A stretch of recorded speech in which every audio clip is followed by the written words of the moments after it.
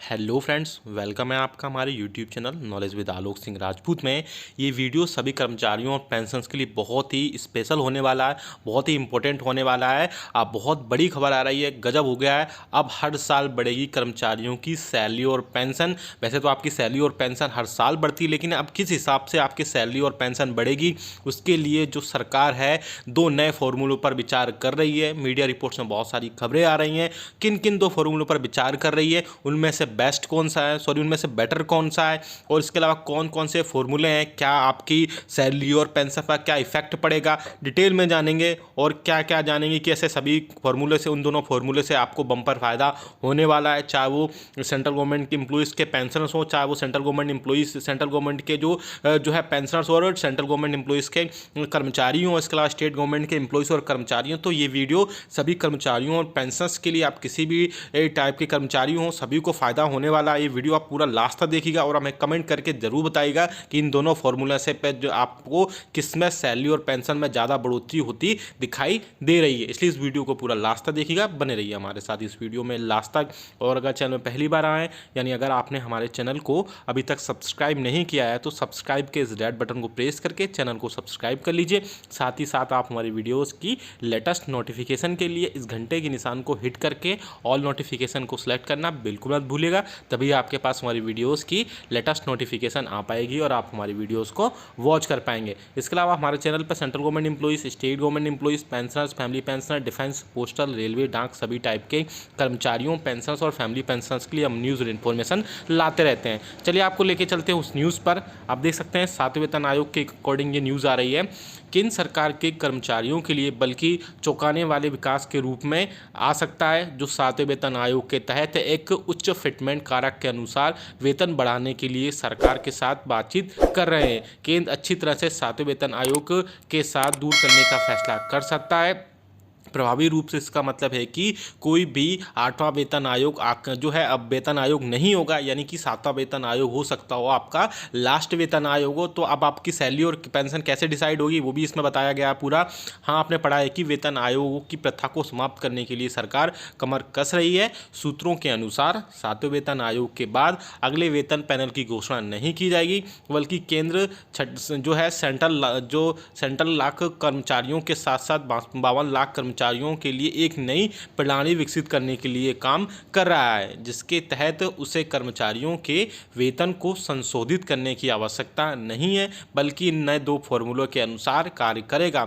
हाँ, केंद्रीय कर्मचारियों, सरकारी कर्मचारियों, उनके राज्य सहयोगियों ने 7वें वेतन आयोग के रूप में अंतिम कमीशन जो है 7वां वेतन आयोग अंतिम कमीशन उनका हो सकता है। चलिए आप देख सकते हैं कि वो दो कौन कौन से दो फॉर्मूले हैं, या कौन कौन से जो है दो जो बोल सकते हैं कि सूत्र हैं, विचाराधीन दो सूत्र हैं, वो देख सकते हैं कौन कौन से हैं। 7वें वेतन आयोग केंद्रीय कर्मचारियों के लिए वेतन और अन्य भत्ते तय करने के लिए फिर से अपनी सिफारिशें करने में सक्षम नहीं हो सकता है।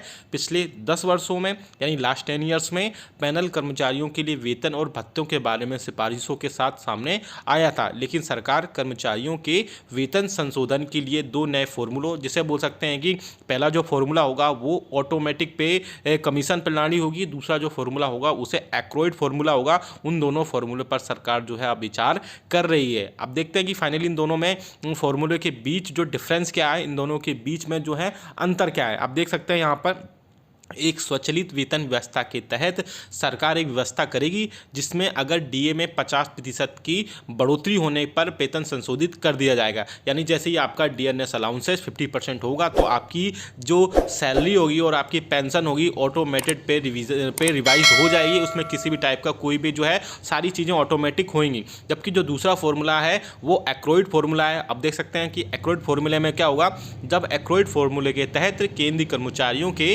वेतन को मुद्रास्फीति और कर्मचारियों के प्रदर्शन के साथ जोड़ा जाएगा। एक्रोइड फॉर्मूला खाद्य और कृषि संगठन FAO के पहले निदेशक और पोषण विशेषज्ञ वोलेस रुटेल की सिफारिशों पर आधारित है। तो जबकि आपने दोनों जो फॉर्मूले हैं उनमें आपने डिफरेंस देखा। पहला जहां ऑटोमेटिक पे रिवीजन सिस्टम है, उसमें बोला गया है कि जब ये 50% से अधिक डियरनेस अलाउंसेस आपका क्रॉस करेगा, तो आपकी जो सैलरी और पेंशन होगी वो ऑटोमेटेड पे रिवीजन हो जाएगा। उसमें आपने आप से सारी चीज़ें रिवाइज होंगी। वहीं जो मैंने आपको बताया दूसरा जो एक्रोइड फॉर्मूला है वो कर्मचारियों के जो वेतन को होगा उसमें आपकी मुद्रास्फीति, इन्फ्लेशन और आपका जो प्रदर्शन है यानी आपका ऑफिस में वर्किंग कैसा है आपका, उसको बेसिस पर आपको रखा जाएगा। और जो दूसरा फॉर्मूला है एक्रोइड फॉर्मूला है वो एफओ जो कृषि संगठन है, खाद्य और कृषि संगठन, उसके निदेशक और पोषण विशेषज्ञ जो वोलेस रुडेल है उनकी सिफारिशों पर आधारित है और ये उन्हीं के नाम के आधार पर जो है लिया गया है। तो आप हमें कमेंट करके जरूर बताइए कि दोनों में से कौन सा बेस्ट है। क्या ऑटोमेटिक पे रिवीजन यानी 50% डीए के बाद में जो सैलरी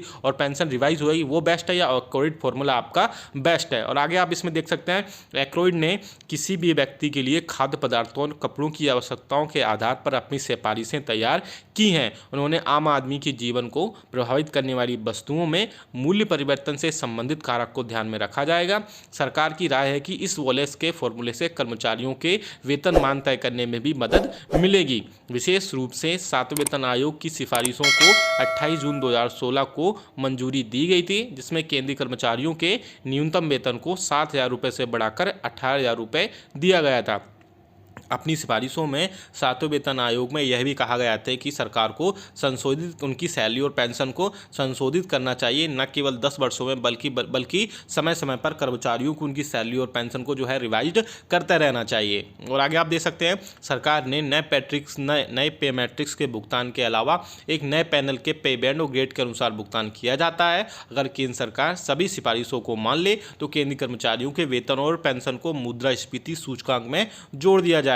यदि ऐसा हुआ तो कर्मचारियों की वेतन संशोधन प्रणाली बहुत ही मुश्किल हो जाएगी। तो आप देख सकते हैं कि यहाँ पर जो है मीडिया में कई सारी खबरें आ रही हैं कि सरकार जो है 2 अलग अलग तरीकों के फॉर्मूले पर विचार कर सकती है। दोनों मैंने आपको बता दिए, जिसमें से पहला जो था ऑटोमेटिक पे रिवीजन सिस्टम था, जिसके बेसिस पर 50% डी जैसे ही आपका डीए क्रॉस होगा तो आपकी डीए और आपके जो है सैलरी और पेंशन रिवाइज हो जाएगी। दूसरा जो एक्रोइड फॉर्मूला था वो आपके काम के प्रदर्शन के हिसाब से और मुद्रास्फीति और खाद्य वस्तुएं जैसे जैसे महंगाई बढ़ती जाती है, आपने यहाँ पे देखा भी है कि खाद्य पदार्थों यानी फूड स्टफ और आपके कपड़ों पहनने के आधार पर उसके बेसिस पर होगा, क्योंकि ये सारी चीज़ें एक आम आदमी के जीवन को जो है बहुत ज़्यादा इफेक्ट करती हैं, जिससे उनके लाइफ में काफ़ी चेंजेस होते हैं। उसी के बेसिस पर जो फॉर्मूला जो है तैयार किया गया है। फिर से मैं बोल रहा हूँ, आप कमेंट करके हमें ज़रूर बताइएगा कि इन दोनों फॉर्मूला इसमें से कौन सा फॉर्मूला आपके लिए आपके लिए बेटर रहेगा, चाहे वो स्टेट गवर्नमेंट के एम्प्लॉयज़ हों, चाहे वो पेंशनर्स हो स्टेट गवर्नमेंट के, चाहे वो सेंट्रल गवर्नमेंट एम्प्लॉयज़ के पेंशनर्स हो, चाहे वो सेंट्रल गवर्नमेंट एम्प्लॉयज़ के आपके जो है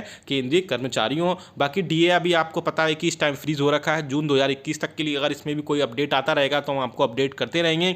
ऐसी हमारी वीडियोस को देखते रहिए और वीडियो को लाइक करिए। वीडियो अच्छा लगा लाइक तो करिए, इसको साथ शेयर भी करिए। ऐसी न्यूज़ और अपडेट्स के लिए हमारे चैनल को सब्सक्राइब भी कर लेगा। इसके अलावा मैं और चीज़ बता दूँ कि ये बहुत ही मीडिया में ऐसी खबरें आ रही हैं कि सरकार जो है कई सारे जो इन दोनों जो फॉर्मूला पर विचार कर रही है। हमें कमेंट करके जरूर बताएगा इन दोनों में से कौन सा अच्छा है, उसी हिसाब से जो है आपके। और इसके अलावा जो हो सकता हो कि आने वाले दिनों में 8वें वेतन आयोग ना भी आए, 7th पे कमीशन में कई सारे चेंजेस हो सकते हैं इसमें, और उसी के बेसिस पर आपकी जो सैलरी और पेंशन का रिवीजन है, मिनिमम और फिटमेंट फैक्टर है उसमें बढ़ोतरी करके आपकी सैलरी और पेंशन में जो एनोमलीज है उसको दूर किया जा सके। वीडियो अच्छा लाइक करिएगा, शेयर करिएगा सभी दोस्तों के साथ में। ऐसी न्यूज़ और अपडेट्स के लिए आप हमारे चैनल को सब्सक्राइब भी कर लेगा। मिलते हैं आपको नेक्स्ट वीडियो में। Thank you so much.